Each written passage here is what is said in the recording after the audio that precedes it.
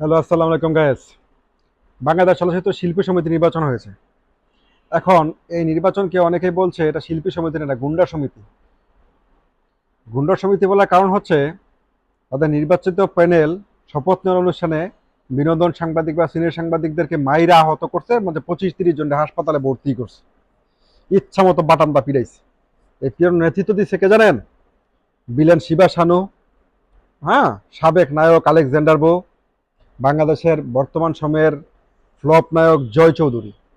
তাদের নেতৃত্বে ইউটিউবার, সিনে সাংবাদিক, বিনোদন সাংবাদিকদের উপরে ঝাঁপায় পড়ছে। এবং সেখানে আরও ছিল হচ্ছে বাংলাদেশ ফিল্মের যে ফাইটাররা, ফাইটিং দেশে অভিনয় করে ফাইটাররাও সেখানে ছিল।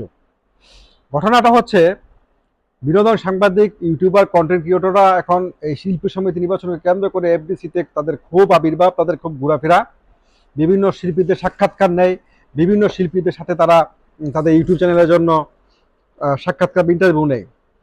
এখন এই যে তারা শপথ অনুষ্ঠানটা, সেই শপথ অনুষ্ঠানেও তারা গেছে, যাইয়া তো মনে করেন তুলকালাম কাণ্ড, ইচ্ছা মতো পেদানি খাইছে, পেদানি খেয়ে হাসপাতালে ভর্তি হয়েছে। যার কারণে এখন তারা জয় চৌধুরীকে, বিনোদন সাংবাদিক বা সিনে সাংবাদিকরা বয়কট করছে। জয় চৌধুরী কোনো সিনেমার খবর বা কোনো কিছু প্রচার করবে না।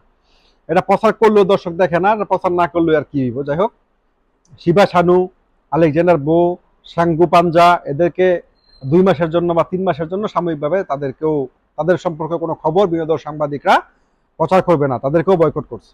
আর জয় চৌধুরী আজীবন বয়কট করছে। ঘটনার সূত্রপাতটা কি নিয়ে আসলে এই মারামারিটা, যেটা এখন শিল্প সমিতিতে গুন্ডা সমিতি হয়ে গেছে? হ্যাঁ, যেটা সভাপতি হচ্ছে মিশা সওদাগর, যেটা সাধারণ সম্পাদক হয়েছে মনোহর হোসেন ডিপজল।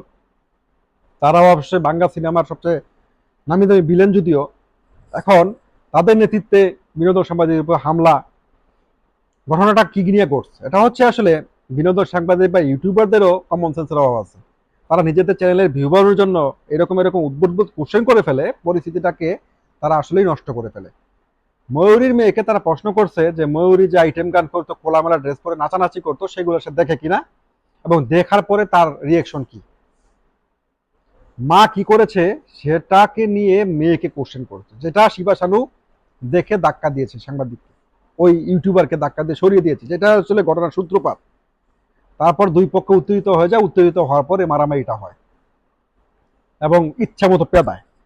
যার কারণে এখন বলতেছে যে বাংলাদেশের শিল্প সমিতিকে বলতেছে গুন্ডা সমিতি, এবং সেটা নেতৃত্বে নাকি মিশা সওদাগর এবং মনোহর হোসেন ডিপজলের নেতৃত্বে গুন্ডা সমিতি আসছে, যারা নাকি গুন্ডার ত্রাস সৃষ্টি করবে বিএফডিসি ভিতরে শিল্পী সমিতির মধ্যে। যে তার একটা প্রথম নমুনা হচ্ছে, একটা সিমটম হচ্ছে এই যে সাংবাদিকদের পিড়ানি, শপথ অনুষ্ঠানে পিড়াই, শপথ করে পিড়াইছে। আমি শপথ করতেছি যে 2 বছর ক্ষমতা আইছি, এই 2 বছর খালি পেদাম। আর ডিজল সাহেব তো বলে হিন্দি ফিল্ম, উনি তো ফিল্ম বলে, ফিল্ম বলতে পারে না।